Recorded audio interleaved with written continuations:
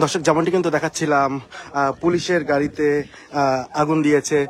ছাত্রলীগের পক্ষ থেকে এই আগুনটি দেওয়া হয়েছে। অর্থাৎ আজকে কিছুক্ষণ আগে আমরা যেমনটি জানতে পেরেছি যে আজকে কিছুক্ষণ আগেই মূলত এই গাড়িতে আগুন দেয় এবং পরবর্তীতে আমরা গাড়িটি দেখানোর চেষ্টা করছিলাম।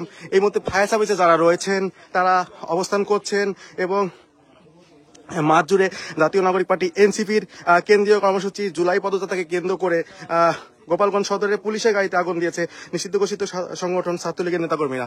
আজ কিছুক্ষণ আগে উপজেলার উলপুর গ্রামে, অর্থাৎ আমরা যে এলাকাটি রয়েছে সেটি হচ্ছে উলপুর একটি গ্রাম। এই গ্রামেই মূলত এই ঘটনাটি ঘটে। গোপালগঞ্জ সদর থানার ভারপ্রাপ্ত কর্মকর্তা ওসি মীর মোহাম্মদ সাজেদুর রহমান তিনি কিন্তু এই ঘটনার সত্যতা জানান এবং আমরা গাড়িটি আপনাদেরকে দেখানোর চেষ্টা করছি এবং ফায়ার সার্ভিসে যারা রয়েছেন তারাও কিন্তু এসেছেন এই গাড়িটিকে পর্যবেক্ষণ করার জন্য।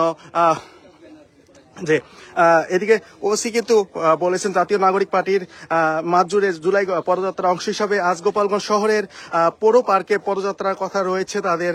সেখানে কেন্দ্রীয় যে নেতৃবৃন্দ রয়েছেন তারা থাকবেন এবং এই ঘটনায় হতাহতের তথ্য এখনো পুলিশ পায়নি, তবে পুলিশ ঘটনাস্থল পরিদর্শন করেছে এমন একটি তথ্য কিন্তু জানিয়েছেন।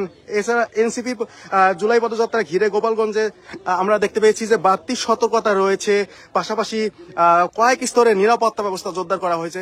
আমরা যৌথ বাহিনীর যে অবস্থানটি সেটিও কিন্তু দেখেছি। অর্থাৎ গোপালগঞ্জের নাগরিক পার্টি এনসিপির পদযাত্রাকে কেন্দ্র করে চলছে ব্যাপক প্রস্তুতি এবং আমরা যেমন জানতে পেরেছি তারা বরিশাল থেকে রওনা করেছেন আর অল্প কিছুক্ষণের মধ্যেই তারা এই পুলিশ লাইন যে পুলিশ লাইন রয়েছে সেখানে আসবেন এবং এর পরপরই কিন্তু মূলত তারা পৌর পার্কে সমাবেশ করবেন। অর্থাৎ পৌর পার্কের উন্মুক্ত মঞ্চে বেলা 11টা থেকে 12টা নাগাদ তাদের এই কর্মসূচি করার কথা রয়েছে। আমরা আপনাদেরকে গাড়িটি দেখানোর চেষ্টা করছিলাম এবং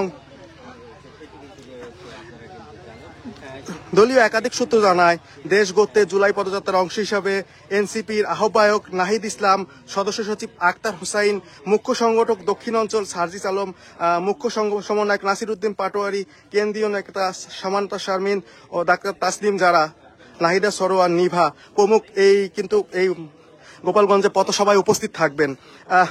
এইদিকে তাদের এই আগমনকে কেন্দ্র করে অন্তত 10,000 লোকের সমাগমের আশা করছে জেলা নেতাকর্মীরা। পাশাপাশি পরিস্থিতি মোকাবিলায় মোতায়েন রাখা হয়েছে অতিরিক্ত পুলিশ এবং ইতিমধ্যে সভাস্থল পরিষ্কার করেছেন পৌরসভার পরিচ্ছন্ন কর্মীরা।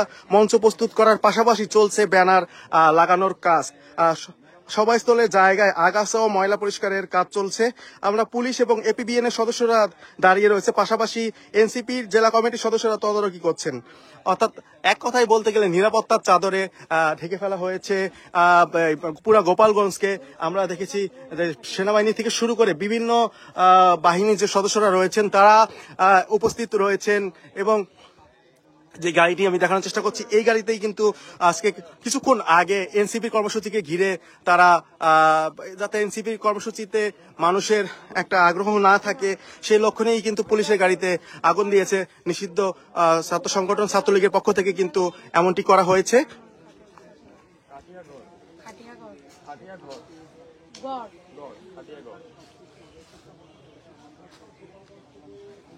এবং এই সেই গাড়ি যে গাড়িটি আপনাদের দেখাচ্ছিলাম।